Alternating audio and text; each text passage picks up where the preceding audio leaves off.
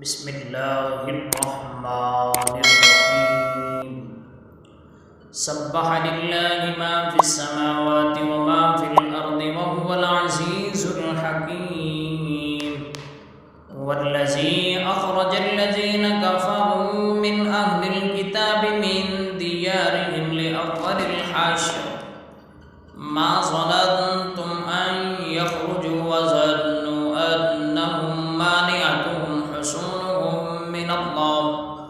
من الله فأتاهم الله من حيث لم يحتسبوا وقذف في قلوبهم الرعب يخربون بيوتهم بأيديهم وأيدي المؤمنين فاعتبروا يا أولي الأبصار ولولا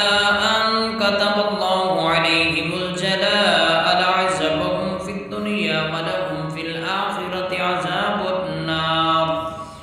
ذلك بأنهم شاقوا الله ورسوله ومن يشاق الله فإن الله شديد العقاب ما قطعتم من لينة أو تركتموها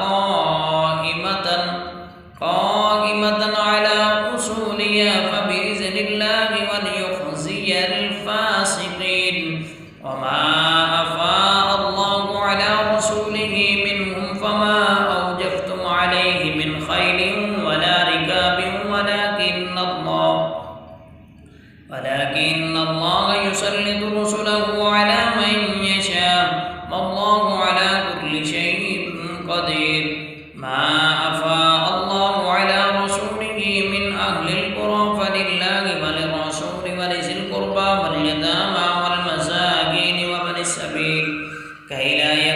وابن السبيل كي لا يكون دولة بين الأغنياء منكم وما آتاكم الرسول فخذوه وما نهاكم عنه فانتهوا واتقوا الله إن الله شديد العقاب للفقراء المهاجرين الذين أخرجوا من ديارهم وأموالهم يبتغون فضلا من الله ورضوانا وينصرون الله ورسوله أولئك هم الصادقون والذين تبوأوا الدار والإيمان من قبلهم يحبون من هاجر إليهم ولا يجدون في صدورهم حاجة مما أوتوا ويؤثرون على أنفسهم ولو كان بهم خصاصة ومن يوق شح نفسه فأولئك هم المفلحون والذين جاءوا من بعدهم يقولون ربنا اغفر لنا ولإخواننا الذين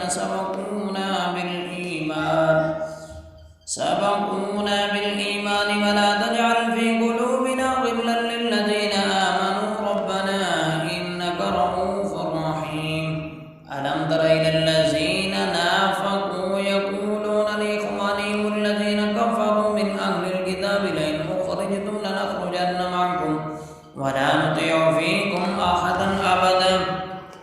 وإن قتلتم لننصرنكم والله يشهد إنهم لكاذبون لئن أخرجوا لا يخرجون معكم ولئن قتلوا لا ينصرونهم ولئن نصروهم لا يولون الأدبار ثم لا ينصرون لأنتم أشد رهبة في صدورهم من الله ذلك بأنهم قوم لا يفقهون لا يقاتلونكم جميعا إلا في قرى محصنة أو من وراء جدر بأسهم بينهم شديد تحسبهم جميعا وقلوبهم شتى ذلك بأنهم قوم لا يعقلون كمثل الذين من قبلهم قريبا ذاقوا وبال أمرهم ولهم عذاب أليم كمثل الشيطان إذ قال للإنسان كفر فلما كفر قال إني بريء منك إني أخاف الله رب العالمين فكان عاقبتهما أنهما في النار خالدين فيها وذلك جزاء الظالمين يا أيها الذين آمنوا اتقوا الله ولتنظر نفس ما قدمت لغد واتقوا الله إن الله خبير بما تعملون ولا تكونوا كالذين نسوا الله فأنساهم أنفسهم أولئك هم الفاسقون لا يستوي أصحاب النار وأصحاب الجنة أصحاب الجنة هم الفائزون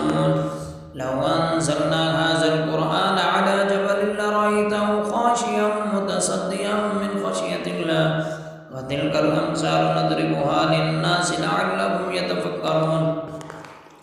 والله الذي لا إله إلا هو عالم الغيب والشهادة هو الرحمن الرحيم والله الذي لا إله إلا هو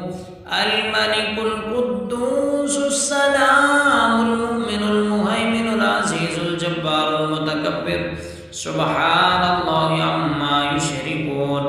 والله الخالق البارئ المصور له الأسماء الحسنى يسبح له ما في السماوات والأرض وهو العزيز الحكيم